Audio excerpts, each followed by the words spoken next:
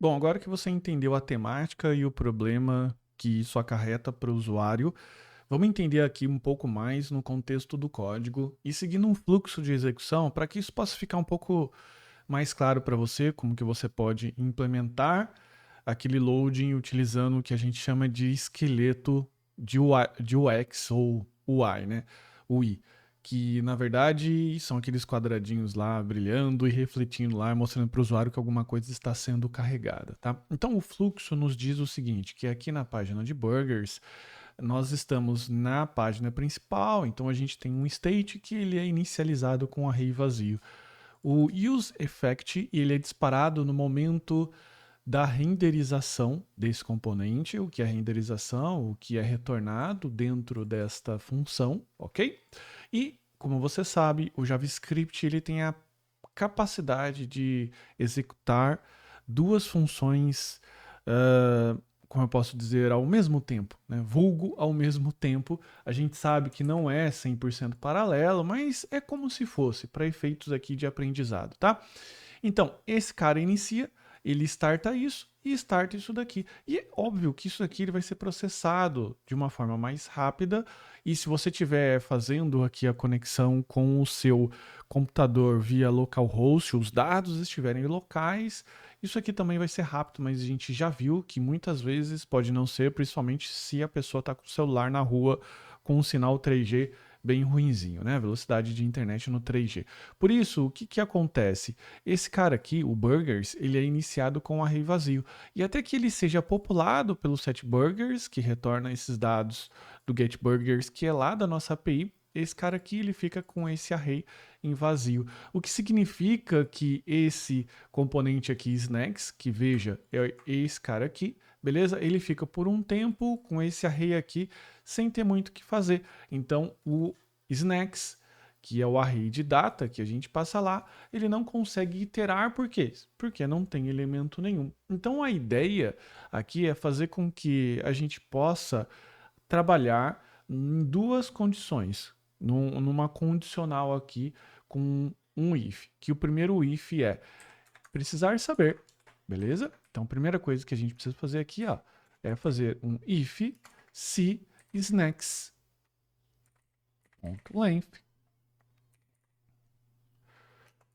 é igual a zero, beleza? Então é isso aqui que a gente precisa fazer, beleza? Então se isso daqui, o snacks.length for igual a zero, beleza? Eu mostro aqui basicamente, eu estou fazendo aqui de uma forma para dar erro mesmo, só para a gente seguir a linha de raciocínio. Isso daqui é um spinner com mensagem de loading, beleza?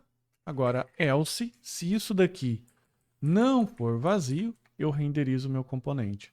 Só que como eu tenho aqui basicamente um if em que eu tenho abertura de chaves, a gente pode colocar aqui basicamente um if em que a gente adiciona aqui ó, o barra snacks.length, porque length vai retornar 0 e 0 para o JavaScript significa basicamente o false, que é o false no booleano. Então, se isso daqui retornar false, ou seja, se isso aqui for negativo, significa que eu vou colocar aqui ó, o if aninhado, significa que eu vou exibir um loading. Por hora, eu vou colocar aqui ó, uma tag p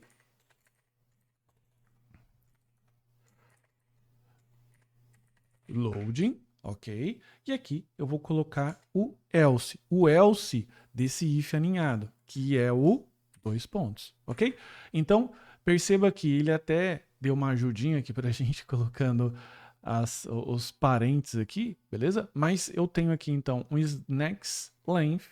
Se isso daqui for false, ou seja, se isso daqui for zero, eu escrevo um loading, senão eu mostro a minha lista de snacks. Muitas pessoas vão colocar aqui esse loading e vão ficar satisfeitas com isso, mas a gente já viu que a gente vai fazer um trabalho um pouco mais elaborado no sentido de UI, que mesmo se você não for um cara específico da área de UX, de UI, muito provavelmente no futuro você vai receber esse desafio que você vai precisar enfim, implementar isso, porque isso vem de um design. E aqui, óbvio que eu vou fazer de uma forma um pouco feia, mas é só pra gente entender que eu vou colocar aqui um color. E aqui eu vou colocar uma cor branca, tá? Só pra gente ver o loading na tela. Eu vou verificar se o meu JSON Service está rodando e vou iniciar esse carinha aqui com npm run start, ou simplesmente um run start também já funciona, né? E veja que eu vou desabilitar o cache, aqui eu vou colocar o slow 3G e a gente vai renderizar novamente e ele vai começar a refazer todo o processo. Como eu desabilitei o cache, ele tem que recarregar tudo de novo, vai ficar uma tela em preta lá, ou branca, né? Aguardando os dados chegarem, beleza? Mas agora apareceu o nosso load. Então, até que esse servidor seja carregado novamente, ele vai ficar com aquele loading lá, tá? Uma coisa importante você entender é que ele está aguardando o load da informação de API, mas não das imagens serem carregadas. Por isso que a gente fixou as imagens para que elas possam também ter o seu loading. E esse loading vai ser representado pela imagem ali, vindo um pouquinho embaçada, mas chegando para o usuário. Mas desabilitando o cache, só para ele ficar um pouco mais rápido agora, a gente vai perceber aqui que a informação vem, ok? Mas veja que eu tenho o loading lá chegando para a gente, beleza? De novo, isso já seria o suficiente para que você pudesse informar o usuário que algo está sendo carregado. E muitas pessoas até formatam isso daqui adicionando um spin, que é aquela bolinha rodando, mas a gente vai ver agora nas próximas aulas que isso daqui é interessante a gente adicionar aquele falso arquétipo, que seria a imagem brilhante, mostrando para o usuário que ele vai carregar. Mas como isso já é algo que entra dentro dos estilos, formatação, a gente vai fazer agora na próxima aula, para que não fique assim tão extenso, beleza? Então segue aqui comigo.